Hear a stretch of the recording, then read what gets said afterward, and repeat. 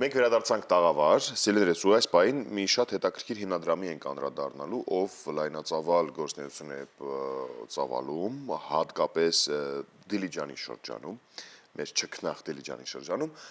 բայց ոչ միայն, իրականում ծավալած աշխատանքների թիվը շատ մեծ է ու գործունեությունը նույնպես, ու մենք այս պահին ունենք հրաշալի հնարավորություն խոսել Green Rock հիմնադրամի մասին և թե այն բոլոր իրադարձությունների և նախագծերի մասին, որոնք սպասվում են։ Եվ իրադարձությունների մասին խոսելու ենք հենց Green Rock հիմնադրամի տնօրեն Կատյա Բրեդիխինայի հետ, բարի լույս։ Բարի լույս։ Բարի լույս։ Շատ ուրախ եք, որ շատ լավ է արդեն։ Շատ лав стացվեց ես մոտ։ Я была у вас в прошлом году, в июне, мы были с Массимо. Մասիմոյի հետ, հունիսին, բայց մի տարվա ընթացքում հայրեն դեռ չեմ սովորել։ Ամեն դեպքում բարի լույսը շատ լավ ստացվեց, մենք հիշում ենք, որ անցած տարի նույնպես ունեցանք հնարավորություն միասին շփվելու։ Դերևս սկսենք, առաջարկում եմ պատմեք մեզ մի փոքր Green Rock հիմնադրամի եւ նրա նախագծերի մասին։ Фонд Green Rock был Green Rock հիմնադրամը հիմնվել է Green Rock Management Company կողմից, որը մայր կազմակերպությունն է, զբաղվում է Դիլիջանի զարգացմամբ, այն ենթակառուցվածքների առումով, որոնք որ վերաբերում են զբոսաշրջությանը, մեծ օբյեկտների, այսպես ասած ենթակառուցվածքների, որոնք 2028-2029 թվականին կիրագործվեն, կյանքի կկոչվեն եւ մեր հիմնադրամի նպատակն է ունենալ այսպիսի սոցիալական ենթակառուցվածքների զարգացում եւ սոցիալական պատասխանատվություն խթանել։ Պիտի ասեմ, որ 1 տարի առաջ մենք դեռևս ունենք ռազմավարությունը, թե ինչպես ենք զարգացնելու հենց այս հատվածը, բայց այժմ մենք ունենք արդեն 4 նախագիծ եւ ակտիվ զարգացնում ենք դրանք, Ապիշուսը, գաստրոնոմիայի դպրոցը, Միդ Դիլիջանը, նույնպես զբոսաշրջությունը խթանելու համար Դիլիջանում, Urban Դիլիջանը, որը մի ծրագիր է, որը թույլ է տալիս ստեղծել առաջարկություններ քաղաքի համար, բիզնեսների զարգացման համար, թե ինչպես կարելի է վերափոխել միջավայրը այն դարձնելով ավելի գրավիչ բիզնեսների համար եւ գաստրոնոմիայի համաշխարհային տարածաշրջանը, որի մասին ավելի մանրամասն նույնպես կխոսենք,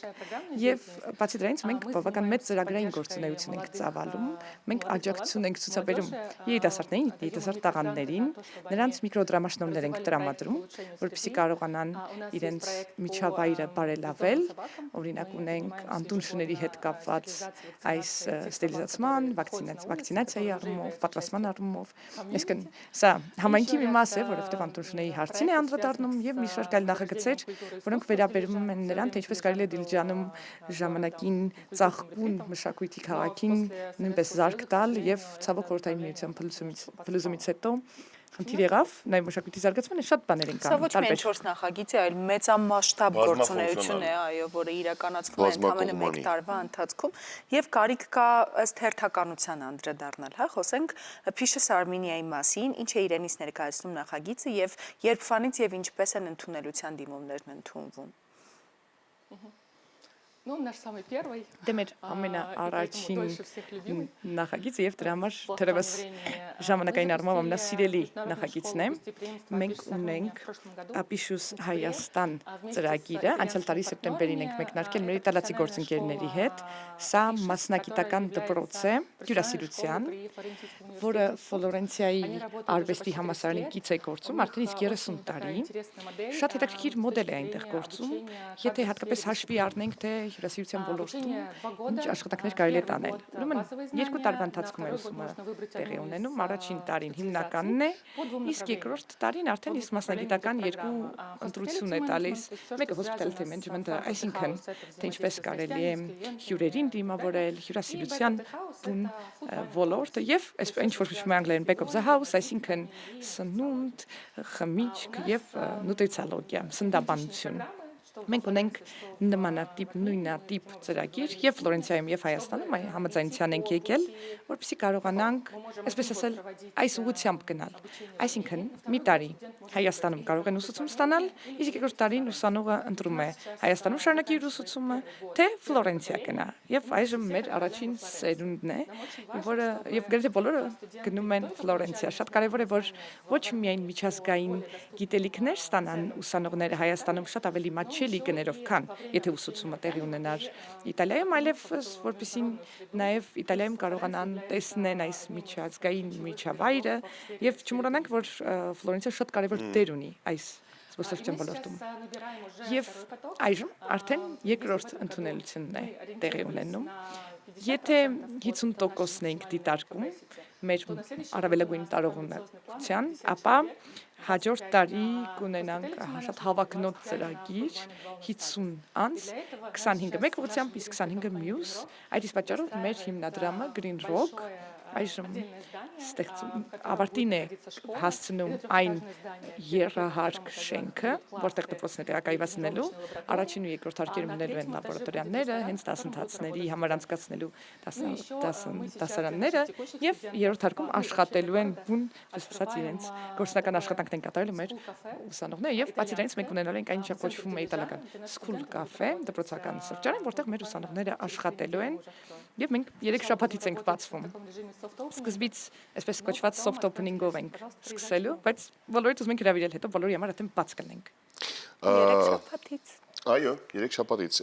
Ինչպես է այս նախագիծը ազդում Դիլիջանի զարգացման վրա։ Դիլիջան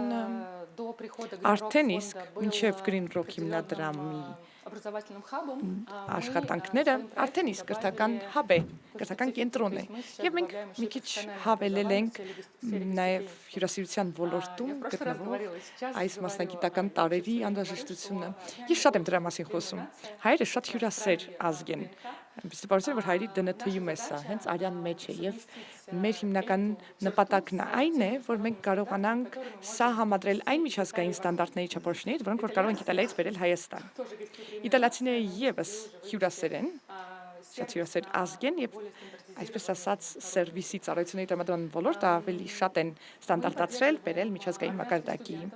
Մենք հայ ուսանողներին դրամաշնորհներ ենք տրամադրում, որովհետեւ նրանք կարողանան այս կրթաթոշակների օգնությամբ նաև Հայաստանում սովորել եւ Ֆլորենցիայում Green Rock-ը մեր, ինչպես ասացի, մայր կազմակերպությունն է եւ մենք կարծիք թե արդեն աշխատանքային ուղի ենք նախանշել։ Ասել է թե ունենք ուսանողներ, ում աշխատանք ենք առաջարկում մեր ծրագրերում, Green Rock-ի ծրագրերում։ Այս նախաձեռնության արդյունքում եւ այս նախաձեռնության շնորհիվ ինչ փոփոխություններ արդեն կան Դիլիջանում, որոնք նկատելի են։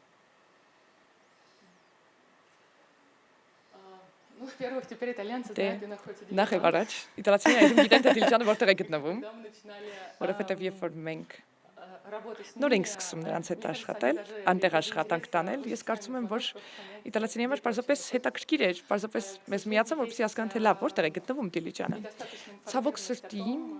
իրազեկվածության պակաս կա, առայն թե Հայաստանում ինչ կա, թե Հայաստանի ներսում ինչ տարածքներ կան, ինչ վայրեր կան հետաքրքիր եւ ինչպես կարելի է այդտեղ հասնել։ Զբոսաշրջության առումով այս ամենը ավելի շատ թափ է առնում։ Մենք եւս մի ծրագիր ունենք դրան հարող, համաշխարհային տարածաշրջան, գաստրոնոմիայի եւ PSC միջոցով փորձում ենք աշխարհին ներկայացնել Դիլիջանը, բերել միջազգային չափորոշիչները, որոնք կարողանանք մենք մեկտեղել այստեղ ներկայացնել։ Բիզնեսների կողմից նույնպես շատ մեծ հետաքրքրություն կա։ Այժմ խոսում ենք դրա մասին, թե ինչպես կարող են բիզնեսները կրթաթոշակներ տրամադրել եւ նրանք գումար են տրամադրում 2 տարվա կտրվածքով, սա, ինչպես ասեմ, սա, այսպես gazing ձևաչափ եթե անգլերեն տերմինն օգտագործենք, սա նշանակում է, որ մենք ներդրում ենք կատարում, այսինքն իրենք ներդրում են կատարում այդ բիզնեսները իրենց ապագա աշխատակիցների մեջ։ Մենք հույս ունենք, որ կկարողանանք տարեկան 50 ուսանող ունենալ, սա կլինի մեզ համար նոր սահմանված չափորոշիչ, բայց նաև ունենք մասնագիտական դասընթացներ արդեն գործող մասնագետների համար խոսքը չի գնում 2 տարվա մասին, այլ ընդամենը մինչև 3 շաբաթ մենք ունենք նաև շեֆ-խորհարներ եւ ցանկացած մարդ կարող է կարճ դասընթացի 2.5-ից 3 ժամ ընդամենը մի քանի ուտես սովորել պատրաստել մեր գործընկերների համար, մեր հյուրերի համար, սա նաև թույլ է տալիս թիմային աշխատանք կատարել, բոլորը միասին խոհանոցում են աշխատում եւ այսպեսով նոր փորձ են ձեռք բերում եւ դրական լիցքեր են ստանում նաև։ Ինչու է Հայաստանը դիմել 2028 թվականի գաստրոնոմիայի համաշխարհային տարածաշրջան կարգավիճակի համար եւ ինչ դեր է այստեղ ունի Green Rock հիմնադրամը։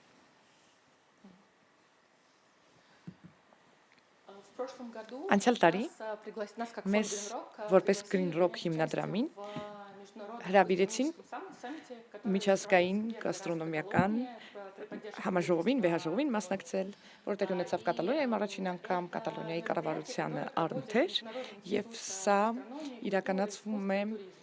միջազգային ինստիտուտի կողմից գաստրոնոմիայի մշակույթի եւ զբոսաշրջության սա ոչ շահույթ հետապնդող կազմակերպություն է, որ արդեն տարիներն ի վեր նպաստում է նրան, որպեսզի տարածաշրջանի նկատմամբ ուշադրություն դարձնեն գաստրոնոմիական, զբոսաշրջության եւ մշակութային ժառանգության պահպանման առումով